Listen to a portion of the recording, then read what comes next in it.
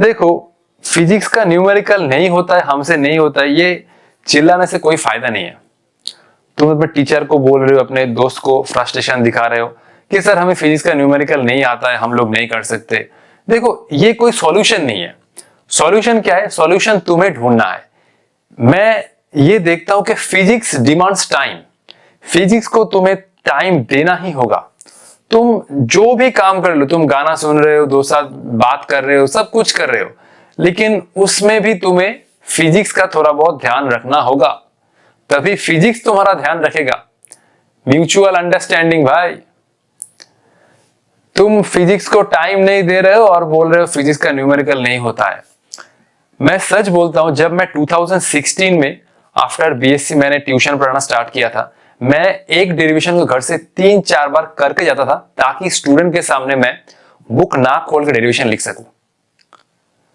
मेरा BSc complete था, ठीक है। उसके बाद जब मैंने एमएससी स्टार्ट किया तो एक डेरिवेशन को मैं घर से एटलीस्ट 3-4 बार लिख के जा सकता था ताकि स्टूडेंट के सामने अगर मैं बुक खोल के डेरिवेशन लिखूं तो कैसा प्रेस्टीज जाएगा स्टूडेंट के सामने कि टीचर बुक खोल के लिख रहा है। तो मैं जब पढ़ना स्टार्ट किया तब भी 3-4 बार डेरिवेशन या न्यूमेरिकल को 1-2 बार प्रैक्टिस किया था। और तुम सब तो अभी पढ़ाई कर रहे हो, प्रिपरेशन स्टेज में हो, एटलीस्ट एक डेरिवेशन को तुम 4-5 बार लिखो, एक न्यूमेरिकल को 3-4 बार करो। सर टाइम नहीं मिल रहा है, ये सब बोल के कोई फायदा नहीं है। कोई तुम्हारा बात नहीं सुनेगा, अल्टीमेट सब सुनेगा तुम्हारा रिजल्ट। हाँ, मैं समझ सकता हूं कि तुम्हारा स्कूल है, तुम प्रिपरेशन कर रहे हो, तुम नीट या जेईई की प्रिपरेशन कर रहे हो, तुम्हें टाइम नहीं मिल रहा है ये डेरिवेशन लिखने का, लेकिन देखो जो आसपास के लोग हैं, जो हमारे रिलेटिव्स है, वो कुछ बात नहीं सुनेगा। वो सिर्फ तुम्हारा देखेगा सक्सेस। अगर सक्सेस मिलता है तो ठीक है, वरना सब बोलेगा कि घर में पढ़ाई नहीं करता है। टाइम नहीं मिल रहा है, मैं समझ रहा हूं, लेकिन उसमें भी तुम्हें टाइम ढूंढना होगा और जितना हो सके अपना 100% 200% देना ही होगा। उसके बिना तुम फिजिक्स के बोर्ड एग्जाम में नंबर नहीं ले आ सकते। एक डेरिवेशन को तुम ऐसे प्रैक्टिस करो कि जब तुम लिख रहे हो ना कलम का नीब, तो कलम का नीब रुके ना, ऐसे प्रैक्टिस करो। डेरिवेशन तुम्हारे दिमाग में नहीं, कलम के नीब में होना चाहिए। ये एक वर्ड तुम लिख रहे हो, C = epsilon not parallel plate capacitor का कैपेसिटेंस, ये नेक्स्ट लाइन में A स्क्वायर होगा या कुछ होगा, ये सोचने का टाइम नहीं है एग्जाम में भाई। अगर तुम ऐसा फेज में हो तो और मेहनत करो। पेन जब चला रहे हो डेरिवेशन में तो पेन रुकना नहीं चाहिए, ऐसा कॉन्फिडेंस बनाओ। मैं अपने एमएससी टाइम का बारे में बात करता हूं। मैं जब 2017 या 18 में एमएससी कर रहा था तो एमएससी में हम लोगों का बहुत लंबा लंबा डेरिवेशन था। समझ सकते हो अभी डेरिवेशन टफ है तो एमएससी में डेरिवेशन कितना टफ हो जाएगा। एक डेरिवेशन था हमारा 4 या 5 पेज का, पूरा मैथमेटिकल बेस। और वो डेरिवेशन एमएससी का सेमेस्टर होता है या थर्ड सेमेस्टर में था, एटॉमिक डाइपोल का एक सिलेक्शन रूल, वो एटॉमिक फिजिक्स का एक टॉपिक होता है।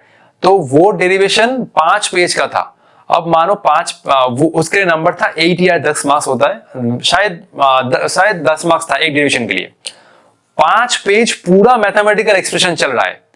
अगर तुमने मान लो 2.5 पेज करके कोई लाइन में तुम अटक गए तो उसको एग्जाम में खत्म करना इम्पॉसिबल है। एक लाइन में तुम अगर अटक गए 2 पेज के बाद तो 5 पेज तो तुम पहुंच ही नहीं पाओगे।